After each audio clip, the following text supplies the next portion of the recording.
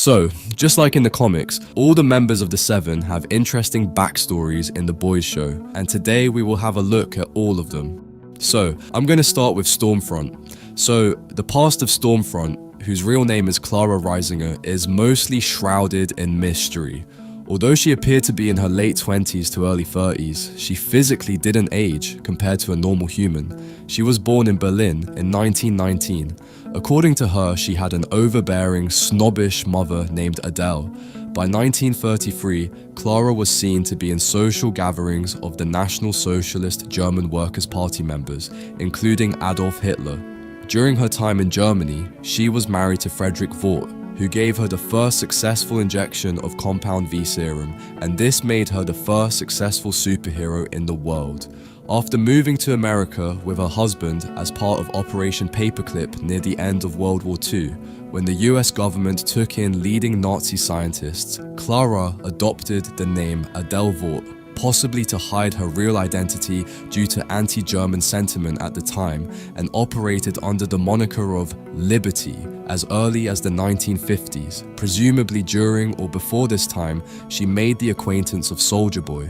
Together, the two participated and co-founded an annual event in 1952 called Herogasm, where many superheroes would participate in a large orgy. They would have a fling there, but after that, they didn't have any brief encounters, or they probably decided to meet only during the Herogasm events. During this time, she committed a lot of racially motivated murders. In 1972, Liberty stopped a black man named Myron Hunter on the road during a rainstorm. She wrongfully accused Myron of being involved in a robbery and, in a fit of racial profiling, proceeded to punch his jaw off. When he protested that she was supposed to be a hero, she replied that she was for killing a black man like him. At some point around this time, Clara was a member of the Church of the Collective, but left after they became racially inclusive. As Liberty, she took part in commercial endorsements for Budweiser beer and Autumn Breeze feminine hygiene products. By 1979, Liberty disappeared from the view of the media and her fans, likely due to growing opposition to her open racism. It is unknown where she lived and what she did during this obscurity. It can be assumed that Vought gave her at least one other superhero moniker between 1979 and 2020. Then, sometime before 2020, she took on the super persona of Stormfront. As Stormfront, she played to the public, presenting herself as a populist, edgy soupy from Portland, whose ability to produce glowing purple arcs of electricity and propel herself through the skies draw comparisons to Nordic mythology. Stormfront's open and brash social media presence drew a loyal base of Storm Chaser fans clamoring for her hot takes, memes, and Insta posts. Seeing Stormfront had the ability to drum up business for Vought by radicalizing the public, Stan Edgar brought her in to join the Seven to replace Translucent after Translucent was reported to have been killed by the boys. Next, we have Black Noir. So, Noir's real name was Irving. He was born somewhere between the late 1950s to early 1960s. Irving grew up imagining Buster Beaver and his friends comforting him when he went through highly emotional moments, such as at age 9, when Irving hid in a ball pit of a pizza restaurant after he paralyzed someone named Louis Frankel, or when he got an erection in the 7th grade, and this imagination continued into his adult life. We don't know how or when he got injected with compound V serum, but at some point when he was a teenager, he trained with a master sensei to become the death dealer that he is today. Later in life, Irving landed membership on the superhero team Payback and started his career as Black Noir. Much to his displeasure, he was forced to conceal his face by Vought American due to his race in order to make him more marketable. One attempt to break out as an unconcealed star was to audition for the movie Beverly Hills Cop, but due to Soldier Boy's interference, he lost his role to Eddie Murphy. Irving confronted his leader about this, to which Soldier Boy beat him in retaliation, much to the rest of Payback's protests. He told the bloodied Irving that he would be the only star on the team, and that if any other team member attempted to outshine him, he would kill them. And this fueled Irving and the team's resentment towards him. In 1984, Black Noir was present alongside the rest of Payback in Nicaragua in order to assist the fighters against the Sandinistas. There, Stan Edgar approached him with an offer to betray Soulja Boy to the Russians, as Vogelbaum was developing a young Homelander to replace Payback's leader as the face of Vought. Tired of Soulja Boy's abuse, Black Noir and the rest of Payback agreed. During the same conversation, he tried to persuade Edgar to allow him to take off his mask, but was shot down. However, Black Noir stated he would go without the mask, not knowing what would happen next without it. Later, when their military camp is attacked, Black Noir and the rest of Payback cornered and attacked Soulja Boy. Before Mindstorm and Crimson Countess could subdue him, Soulja Boy pinned Black Noir's face to the hood of a burning Jeep and bashed his head in with his shield, severely damaging and even removing a part of Black Noir's brain, leaving his brain damaged and scarred forever. Eventually, after Soulja Boy's death, Payback fell through as Vaught's #1 superhero team, and another superhero team called the Seven took Payback place as Vaught's #1 superhero team.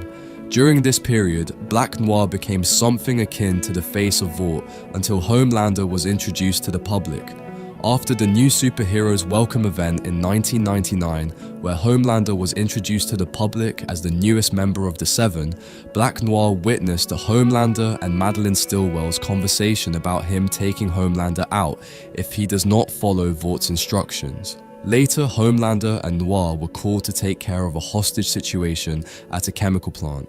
Black Noir, arriving at the scene a bit after Homelander, comes across him covered in blood after losing his composure during the mission, slaughtering most of the hostages and terrorists.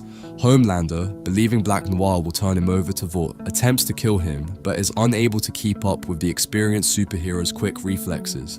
As a distraction, Black Noir ties up the last terrorist to a large fuel tank, which Homelander lasers in half, accidentally causing an explosion. The two and the remaining hostage survive, but before Homelander can murder the two to cover his failure, Black Noir snaps the hostage's neck.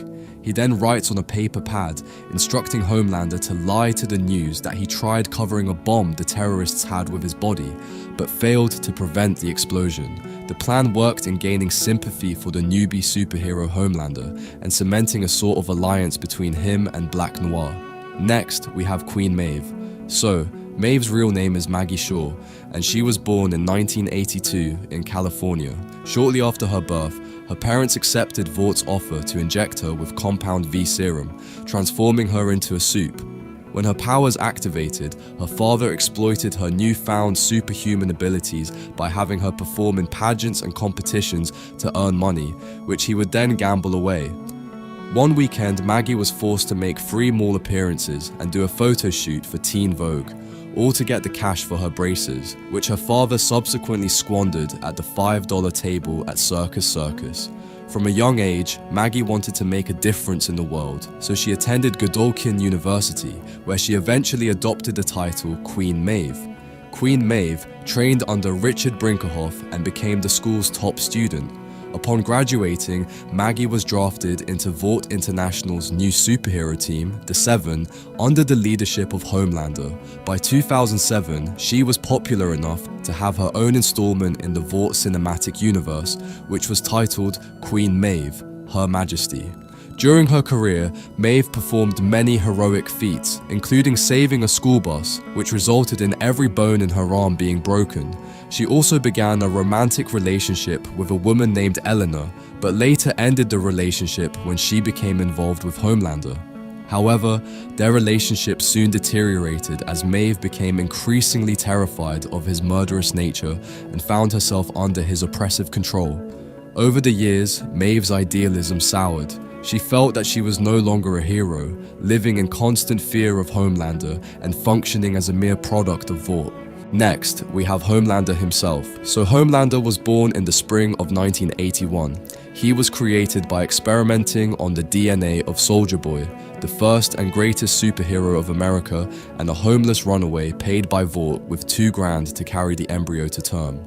His birth was an incredibly violent event as he had lasered his way out of the womb with heat vision, gruesomely killing his mother as her guts opened and rising in the air with his umbilical cord still attached to him like a creature from myth or a nightmare. Additionally, he killed 3 doctors and a nurse while he was at it. Barbara Findley, one of the head scientists in charge of him, witnessed the horrific moment and knew it only went downhill from it, implying that the newborn Homelander had killed even more people after the initial birth. He was raised in a lab and was always surrounded by doctors who named him John. In his early days, between the ages of 5 and 6, he was a sweet child who would cuddle up to his caretakers and doctors and loved hearing stories. However, Vogelbaum needed him to become the most powerful man in the world at the cost of turning him into violent, aggressive, wrathful, and downright hateful. Throughout his childhood, John was put through painful and traumatic physical experiments and surgeries to test the limits of his abilities. Some of these tests included having his hand forced into a furnace, being boiled alive, and being forced to fight strength-enhanced Vought guards. Despite these horrible abuses from Vought scientists and his power to easily escape at any time, John was elaborately manipulated to be obedient as he deeply craved love, affection, and approval from the scientists who were the closest thing he had to a family, and he could not stand the thought of them being disappointed in him. Vought achieved this by bringing the best psychologists in the world and successfully developing the protocol to carefully engineer that need in Homelander's mind. As a child, Homelander had accidentally killed countless female tutors, the most notable incident of which being on March of 1994, when he hugged a woman using far too much strength, breaking her spine and instantly killing her. While these behaviors were usually motivated by indignation, this time it was by isolation-induced depression. At some point during this period, he also developed a sociopathic alternate personality that helped him get through the bad room. Growing up, Homelander was a fan of Soulja Boy, watching all of his movies hundreds of times. Homelander respected Soulja Boy for being the only other super in existence who was nearly as strong as him and idolized the latter as his hero, not knowing at the time that they were father and son. After Homelander, we have the Deep. So, Kevin Moskowitz was born in the mid-80s and, like all superheroes, was experimented on at birth by Vought International with Compound V serum. Kevin first became aware of his aquatic telepathy at 9 years of age, as he began hearing the thoughts of every aquatic animal he encountered, whether at a pet store, aquarium, beach, or Red Lobster. At first, he believed was going insane.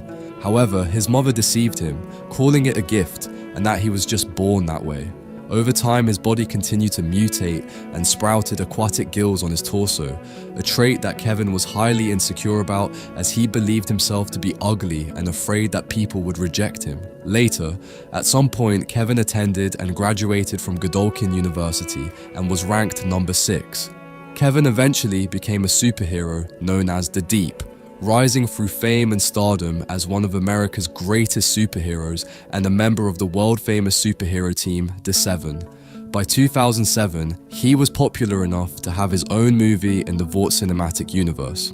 However, despite or perhaps due to his rising fame, his insecurities and shame would only escalate. Over the years, the Deep would harass, humiliate, or assault most of the women he encountered as a way to feel less worthless, thinking they would do the same to him if they knew about his gills.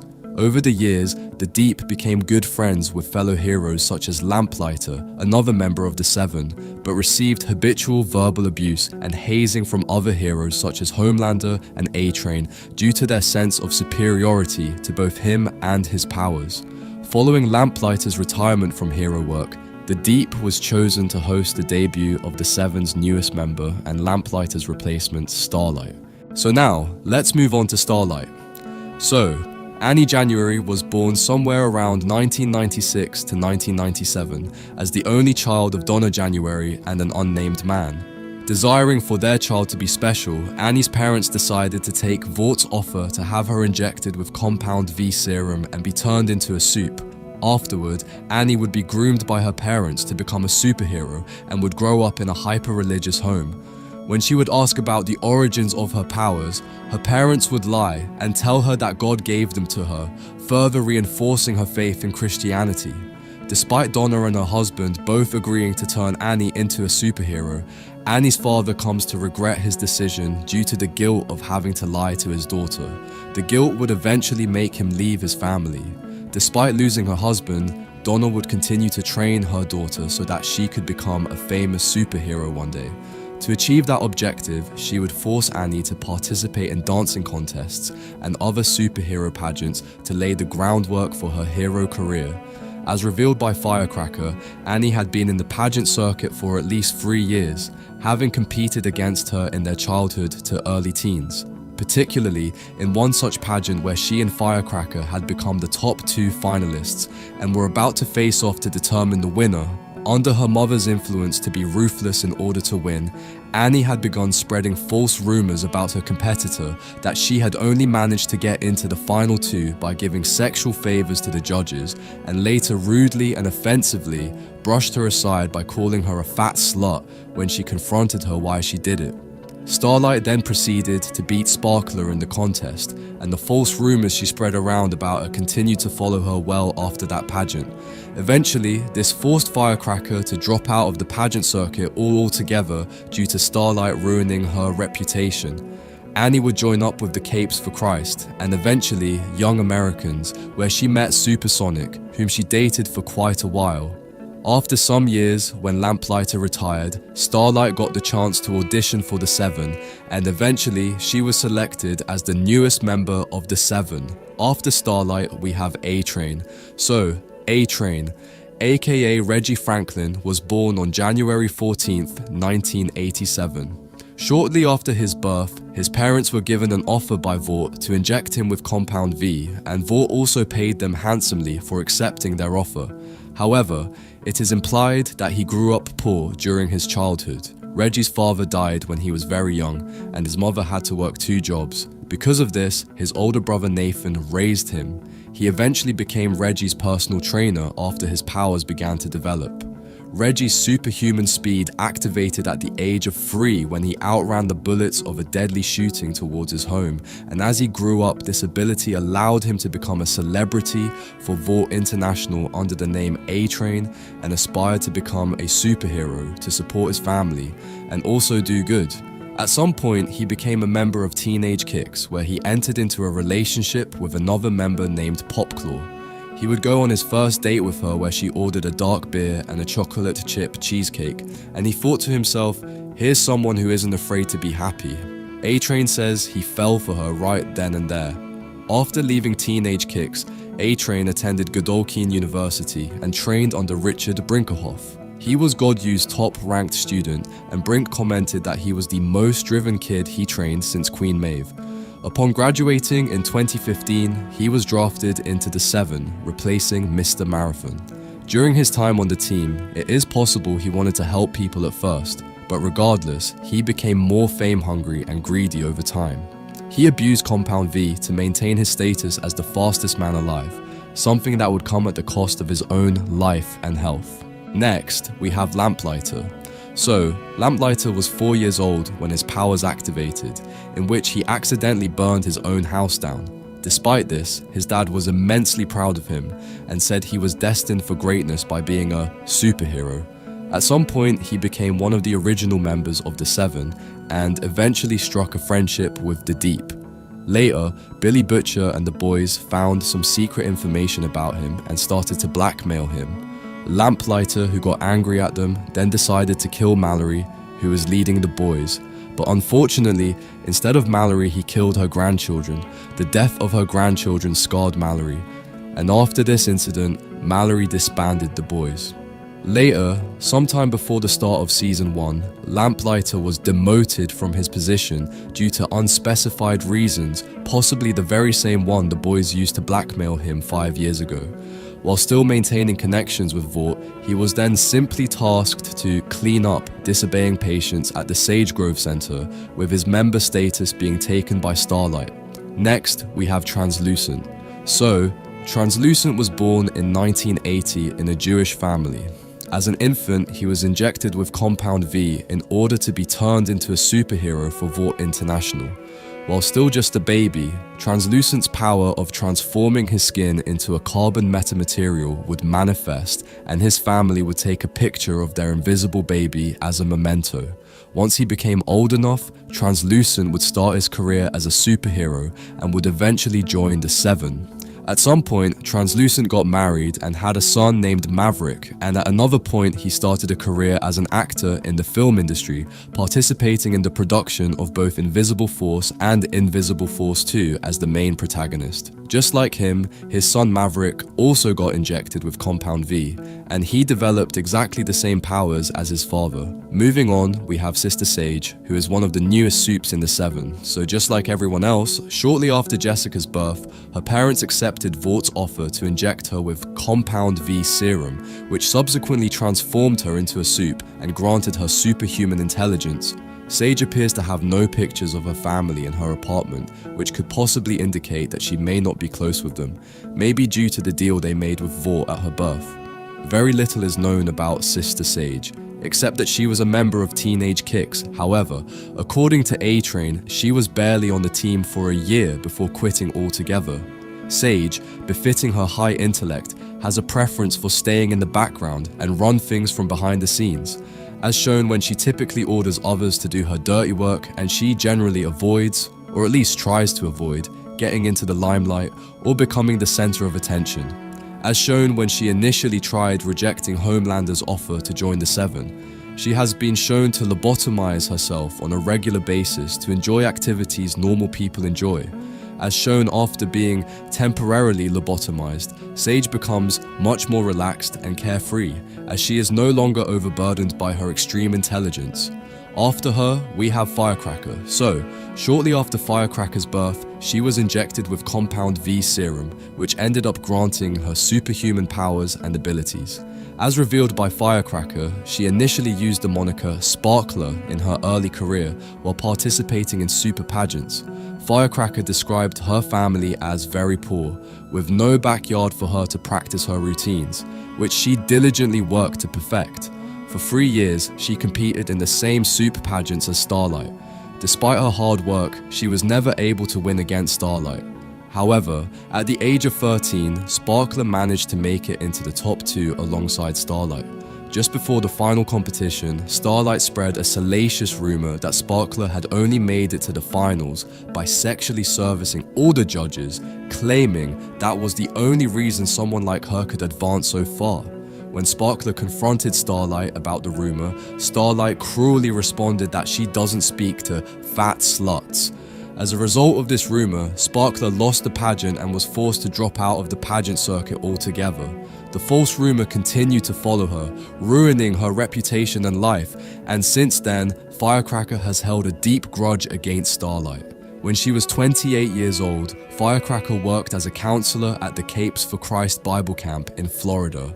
While working there, she engaged in sexual relations with a 15-year-old boy in an incident that was caught on camera, though Vort was able to use their resources to drop Firecracker's statutory charges and sweep the incident under the rug. After Firecracker, we have Mr. Marathon. So, Mr. Marathon was the original speedster of the Seven. He served as a member of the team for at least 1 year, but after that, he was removed from the Seven for some reason. So far, we have not seen him making any appearance in the show, and it's very likely that we might never see him in the Boys show.